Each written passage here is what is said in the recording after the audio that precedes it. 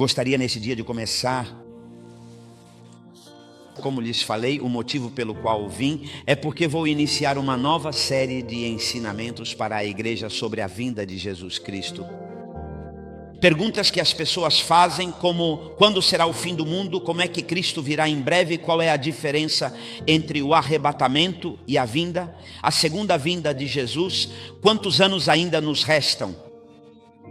Aqueles que estão aqui pela primeira vez podem estar pensando, o que é isso da vinda de Jesus? Bem, em Atos capítulo 1, versículo 9, ele disse estas palavras: 2 anjos de Deus vieram e diz que quando o Senhor terminou completamente o seu ministério aqui na terra e já havia ressuscitado dos mortos, e tendo dito todas estas coisas, depois de ressuscitar dos mortos, Cristo veio pela primeira vez à terra em carne e ascendeu aos céus. Morreu pelos nossos pecados, ressuscitou ao 3º dia e depois, quando estava para ir ao céu, diz esta palavra: e tendo dito estas coisas, enquanto eles olhavam, foi elevado, e uma nuvem o recebeu, ocultando-o de seus olhos. Em outras palavras, mas não termina aí, o versículo 10, e dizem os anjos, em outras palavras, ele foi em uma nuvem e vai voltar em uma nuvem. E estando eles com os olhos fitos no céu, enquanto ele subia, apareceram-lhes 2 homens vestidos de branco. Aqueles eram anjos. Versículo 11. E eles lhe disseram: homens galileus, por que estáis aí olhando para o céu? Este mesmo Jesus, tendo ouvido que foi levado dentre vocês para o céu, voltará da mesma forma que vocês o viram ir para o céu. Ou seja, ele vai voltar. Ele vai voltar. Ok, estamos vendo. Quando é que ele volta? Se ele já veio, todo mundo sabe disso. Todas as religiões sabem. Toda a igreja de Jesus Cristo sabe que ele já veio. A prova de que ele veio é você. Quantos de vocês foram transformados por Jesus, o Filho de Deus? Então, se alguém disser para você que ele não veio da primeira vez, como alguém pode dizer para você que ele não veio? Então você diz: desculpe, mas eu era um pecador e Deus perdoou meus pecados. Me desculpe, mas eu era uma pessoa deprimida e Deus me libertou. Me desculpe, já é tarde demais, porque eu já sei que Cristo veio. A prova somos nós. Levante sua mão e diga: a prova sou eu, que Cristo já veio. O que ele fez? Foi à cruz, pagou pelos seus pecados, pagou pelos meus, e ele prometeu voltar outra vez. Agora, com isso em mente, sabendo que ele vai voltar, 90% ou 95% da igreja não tem ideia de que Cristo vai voltar. A maioria das pessoas não tem conhecimento dos tempos em que estamos vivendo. Não tem ideia. Bons cristãos vêm à igreja, amam a Deus, mas não têm conhecimento do que vai acontecer ou do que está acontecendo. Aliás, não sabem o que está acontecendo. Tudo o que está acontecendo, quero que me escute atentamente, porque esta mensagem vai lhe custar a vida ou vai lhe custar a morte. Você ganha a vida ou ganha a morte, porque esta mensagem é de vida ou morte. Então eu quero que você ouça o que vou pregar, e ouça com uma urgência na minha voz. Não é uma coisa de Cristo vem outra vez. Há 2000 anos estão pregando que Cristo vem, diz alguém. Isso se chama os zombadores. E sim, porque ele ainda não voltou. Essa mesma história me contaram no meu tempo com minha avó. Me disseram que ele viria e não veio. Porque nesse momento, lembre-se, para Deus 2000 anos são 2 dias. Então Deus disse: depois de 2 dias eu vou voltar. E diz, nos últimos dias, diz Atos capítulo 2, versículo 17. Nos últimos dias, estes são... Em que dias estamos vivendo? Os últimos dias, já não há mais tempo. Este é o tempo final. Diz, já estamos vivendo os últimos dias. Quantos dias duram os últimos dias? 2000 anos. Mas alguém diz, mas já estamos em 2025. Então já passamos do tempo. De acordo com o calendário romano, sim, já passamos, mas seguimos de acordo com o calendário de Deus. O calendário de Deus tem a ver com as festas, a festa do Senhor. A festa de Pentecostes que estamos vivendo agora dura 2000 anos. E agora, de acordo com a festa de Pentecostes, estamos em 1992. Faltariam 8 anos para os 2000 anos, mas dentro desse tempo se perderam 2, 3 anos. O que restaria? 10 anos? 12 anos? 8 anos? Não sei. Não posso dizer o dia nem a hora, mas posso dizer a temporada. e estamos vivendo nessa temporada da vinda de Jesus. Então levante sua mão para o céu. Eu quero que você me chame, que me dê toda a sua atenção. Você pode estar ouvindo, você pode estar escutando, mas não ouvindo de verdade. Diz: quem tem ouvidos para ouvir, escute, não ouça. Ouvir tem que estar presente. Você está escrevendo, mandando uma mensagem. Você está me escutando, mas não ouvindo de verdade. Quando você está ouvindo a mensagem, seu coração, sua mente, tudo está na mensagem. Então, se você diz: os que ouvem a palavra e a praticam, os que não, os que escutam, os que ouvem a praticam. Eu quero que você me escute aqui nos últimos dias. Então, em que dias estamos vivendo? Os últimos dias. Passamos rapidamente. Os últimos dias. Então, com isso em mente, quero que esta seja a última chamada e vamos para a introdução. Vou estabelecer, quero que vocês me ouçam a verdade sobre a vinda de Cristo. Muitos dizem que Ele não vem. Muitos dizem que Ele está demorando. Muitos dizem que não, é mentira. Mas vamos lá. Primeiro, a história diz que Cristo veio. Já vimos isso, todas as religiões do mundo sabem que Cristo veio em carne, veio através de uma virgem. Continue aí, por favor. Isso é um fato histórico e a evidência é você. E um dos maiores sinais de sua vinda iminente é que estamos vivendo a consumação dos tempos. Isto é o final do final. Isso é, vamos ver, as pessoas que são más vão se tornar ainda mais más. As pessoas que são santas vão se tornar ainda mais santas. Porque estamos vivendo os últimos dos últimos. Já não há outro barco. Já não há outro avô. Já acabou. Esta é a última chamada. Então, estamos vivendo no ciclo do tempo e é a última chamada. O último barco, a última oportunidade, a última trombeta, porque Jesus Cristo volta em breve. Então, o diabo odeia essa mensagem porque é um dos seus maiores medos. Ele sabe que lhe resta pouco tempo. Quando Cristo vier, a próxima é que ele terá que governar a terra por 7 anos e depois o Senhor o julga. Ele sabe, ele tem medo da mensagem da vinda de Cristo. O aluguel da terra está terminado e devemos estabelecer que sua vinda é iminente. Muitos pregadores negam isso. Hoje não se prega sobre a vinda de Jesus. E não se prega, não se fala nada sobre a vinda de Jesus. Quero estabelecer essa verdade em seu coração. Não podemos dizer que cremos na vinda de Cristo e vivermos em pecado, porque em pecado nenhuma pessoa irá com Jesus.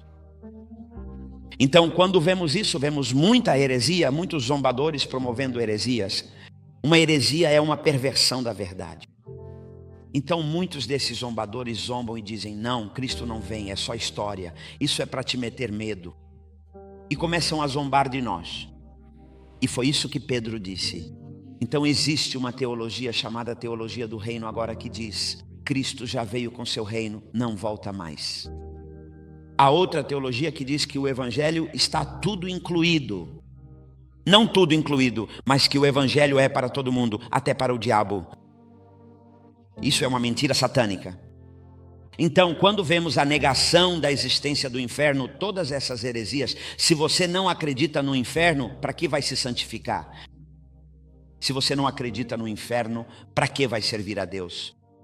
Se eu não acredito no inferno, então vamos comer, beber, fumar e fazer de tudo, porque não existe inferno, porque ao morrer eu vou para lá, pelo que diz a graça, salvo sempre salvo. Não importa se você está vivendo em pecado, você vai ser salvo de qualquer jeito. Isso é uma heresia, é uma mentira, é uma perversão da verdade. Continue, por favor, continue aí rápido. Temos muitos zombadores, muitas pessoas que estão lá que se tornaram insensíveis. Quando uma pessoa se insensibiliza, é porque seu coração se torna verdadeiramente duro. Ela vem à igreja, mas infelizmente não consegue receber a mensagem. Geralmente são pessoas com ofensas profundas guardadas no coração. Quando há uma pessoa com uma ofensa, ela se insensibiliza. Ou seja, não sente realmente Deus, não sente sua presença divina, não sente absolutamente nada. E este é um dos casos que se insensibilizam, o coração está endurecido, já não. E diz: por causa da maldade de muitos, o coração de muitos se esfriará. Então vamos continuar lá. Então estão frequentando a igreja, mas a maioria da igreja não espera por Jesus, não tem expectativa de sua vinda. para que uma pessoa seja enganada, primeiro ela precisa ser insensibilizada. Para que você seja enganado, primeiro seu coração precisa se endurecer. Você já não recebe mais a verdade. Você já disse não. Por exemplo, se você for corrigido, você encara isso como uma rejeição, não como algo que você precisa mudar. Então, quando falamos sobre isso, somente um coração maligno não quer que Jesus volte a seguir. Isto não se baseia em opiniões. O que estou lhe dizendo não tem nada a ver com minhas opiniões. Não tem nada a ver com nada além da palavra de Deus. E alguns pregadores não estão. A razão pela qual não pregam é porque não estão vivendo uma vida correta. Estão vivendo uma vida dupla. Então, como estão vivendo uma vida dupla, não querem pregar sobre o pecado. Então, se você vier aqui, eu vou falar sobre o pecado. Porque vou dizer a vocês, quantos de vocês já falharam com Deus em algum momento? Não levante. Se você não levantou a mão, diga para quem está ao seu lado: você é mentiroso, porque a Bíblia diz que quem diz que não peca, faz de Deus um mentiroso. Mas quantos já viram a misericórdia de Deus que nos perdoou, nos limpou? Levante a mão, que lindo ver a misericórdia de Deus. A mensagem da vinda não é muito ouvida porque não está sendo pregada hoje. Então, continue, por favor. As testemunhas da sua vinda para estabelecer essa verdade no seu coração. Você tem que ser quem diz que Jesus vem. Acabei de ler Atos 1:9, que ele foi levado nas nuvens há 2000 anos atrás. Já volto de novo. E então, quando ele voltar como o Rei dos Reis, Senhor dos Senhores, em outras palavras, os anjos que o viram partir testificam que ele voltará. 2, o próprio Cristo. No próprio Cristo diz Apocalipse: eu era o alfa e o ômega, o princípio e o fim. Aquele que era, o que é e o que há de vir. Ou seja, ele volta por nós, está pronto para o seu retorno. O Espírito Santo, Apocalipse 22, versículo 7 nos fala: esse é outro testemunho, não apenas os anjos, o próprio Cristo, para aquele que duvida. Então eu quero estabelecer isso nessa verdade, para que amanhã ninguém venha lhe contar uma história, a menos que você esteja insensível, endurecido por algo, por uma ofensa, por alguma coisa que fizeram com você. Então seu coração já não sente. Quando você peca, quantos de vocês, quando fazem algo errado, se sentem mal? Ok, isso mostra que você não está insensível. Porque quando você se sente mal, é arrependimento. Mas muita gente, quando se sente mal, nunca se arrepende. Então é como se tivessem um ciclo de pecados. Pecam, se arrependem, pecam, se arrependem, pecam e se arrependem. Isso é o que se chama viver uma vida dupla. Que alguma vez você já cometeu um erro, todos nós já tropeçamos, todos. Isso é o que diz a Bíblia. Mas se você continua e continua, aí já é viver em pecado. Então voltamos lá.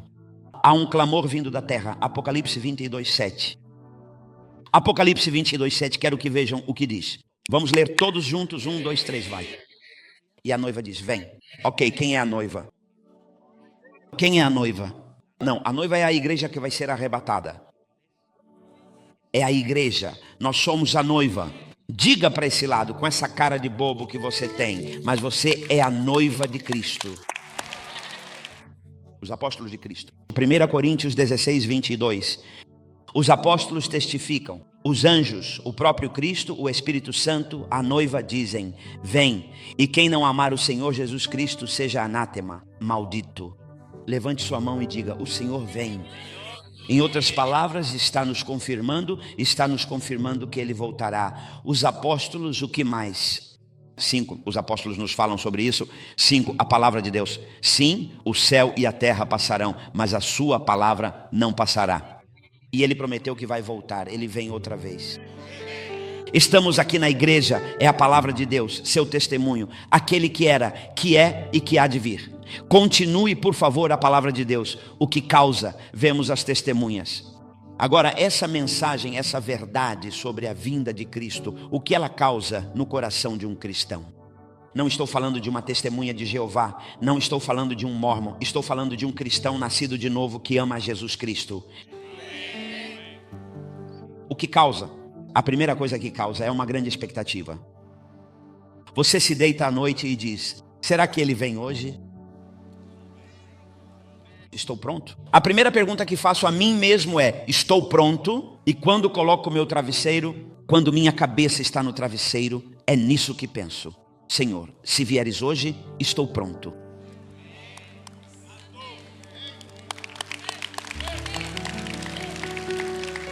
Vivemos em expectativa. Eu tomei decisões radicais. Nestas 2 semanas tenho uma lista de coisas. E tomei decisões radicais na minha vida pessoal. O que eu tinha planejado fazer na minha vida pessoal, eu mudei. Quero tomar decisões porque as faço de acordo com a vinda de Jesus. Não temos muito tempo. Quando o presidente Trump assumiu o poder, o Senhor me disse: dou 4 anos de oportunidade para a minha igreja, para que colha a colheita, para que entre no avivamento, para que vá e busque aquelas almas que estão lá fora, porque antes da vinda de Cristo haverá uma colheita de almas. Então há uma expectativa. Segundo, isso é o que acontece quando você ouve sobre a vinda de Cristo. Tem que te causar aquela sensação de: será que Ele vem amanhã? Quando Ele vem?